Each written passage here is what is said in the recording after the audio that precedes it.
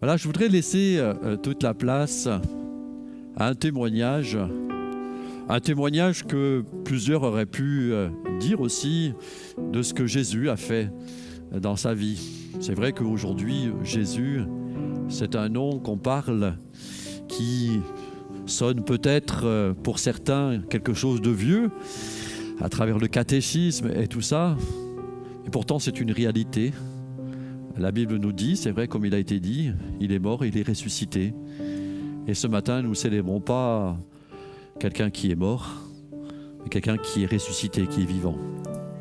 Et je voudrais laisser toute la place donc à notre sœur Berthilde, qui va nous raconter ce que Dieu a fait. Alors c'est son témoignage, mais c'est pour dire que finalement chacun pourrait raconter le témoignage de sa vie de mille et une façons Dieu ait agi. Mais Dieu a agi personnellement sur sa vie et je l'invite à venir sur le devant. Elle est toute timide. C'est pas facile de parler. On n'est pas des professionnels.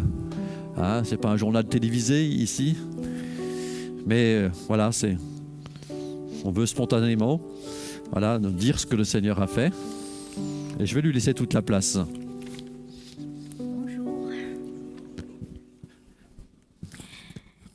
J'ai rencontré mon époux dans le Var. Tous les deux, issus de familles modestes, nous voulions réussir dans les commerces du luxe qui nous employaient.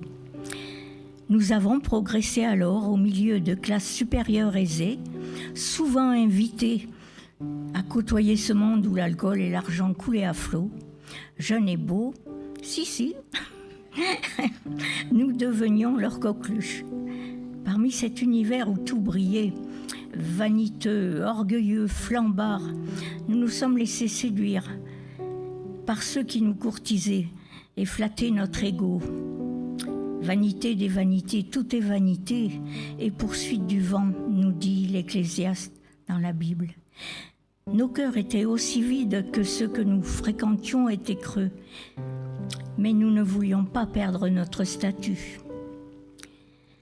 Pour être plus performante dans mon job, j'ai hélas pris pendant longtemps un produit illicite qui finira par me détruire. Les 20 premières années, c'est l'euphorie. Je suis énergique, enthousiaste, complètement désinhibée, invincible. Tout me réussit, j'atteins mes objectifs. Je suis devenue accro aux produits. J'augmente les doses de ce puissant stimulant amphétaminique. Sans mon carburant, impossible de tenir le rythme, de me lever sans angoisse, impossible d'affronter la vie tout simplement. Un jour, je ne le trouve plus en France. Mais un psy que je connais me donne une adresse à l'étranger où l'on fabrique encore la molécule. Le labo me l'envoie direct, en grande quantité et à moitié prix. Avec ma précieuse drogue en sûreté, la vie continue. Le souci est que je ne mange presque plus. Je ne dors plus ou si peu. Je commence à ressentir au fil du temps un épuisement général. À cela, et suite à une mauvaise conjoncture dans sa profession, mon mari est passé de l'alcoolisme mondain à l'alcoolisme dépendant. C'est l'horreur. C'est l'horreur, je subis ce traumatisme comme une trahison, une blessure indélébile. Notre couple, déjà vulnérable, bat de l'aile. Je suis dans la crainte et je gère de moins en moins le quotidien. Tout s'effondre, mes neurones disjonctent. Je perds mon emploi, tombe en dépression sévère. La vie m'est insupportable. Je suis un zombie qui souhaite mourir. Depuis quelques années, nous ne fréquentions plus l'église car nous avions honte de nous. Et puis un dimanche, nous décidâmes de nous y rendre lors du passage d'un pasteur évangéliste qui ne mâchait pas ses mots sur le péché. Nos cœurs vivement touchés, nous nous repentons en larmes à l'appel de Dieu. Jésus nous a reçus dans ses bras comme l'enfant prodigue fut accueilli par son Père. Un rayon de joie et d'espérance a traversé nos âmes. Oui, Je crois que Dieu va restaurer nos ruines. Oui. Un soir où j'allais très mal, mon époux téléphone au pasteur qui vient m'imposer les mains. Nous prions au nom de Jésus tous les trois.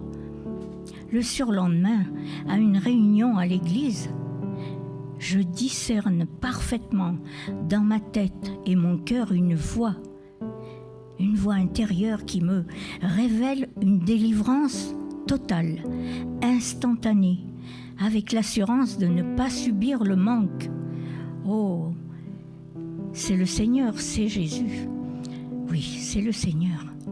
Aussitôt je me lève, je rentre vite à l'appartement pour détruire tout mon stock.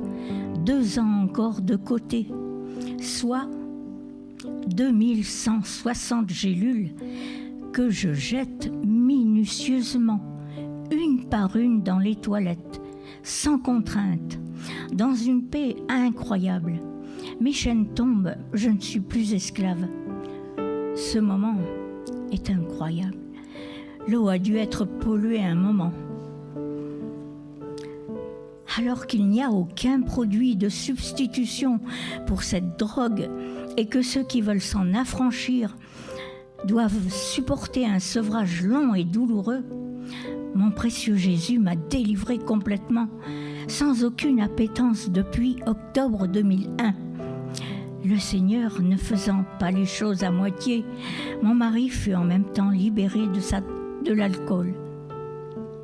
Oui, quand sur la terre il n'y a plus d'espoir, seul le grand Dieu des cieux est notre secours, car il aime tous les êtres humains passionnément. Gloire à son nom.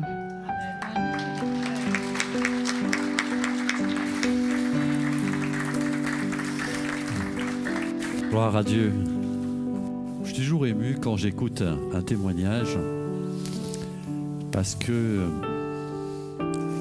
c'est beau de voir quand Dieu touche les cœurs et qu'il y a plus de situations, on n'arrive pas à s'en sortir, on ne sait pas comment faire. Et ce que j'aime, c'est que toujours la prière du cœur touche le maître. Amen.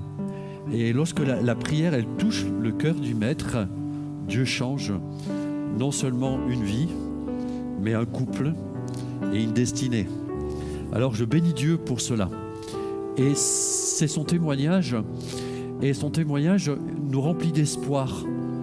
Ce qui fait que même si c'est impossible, et comme elle le disait, il n'y avait rien qui pouvait étancher et remplacer, mais Dieu l'a fait. Alors que ce que Dieu a fait pour sa vie, il est capable de le faire aussi pour chacune de notre vie.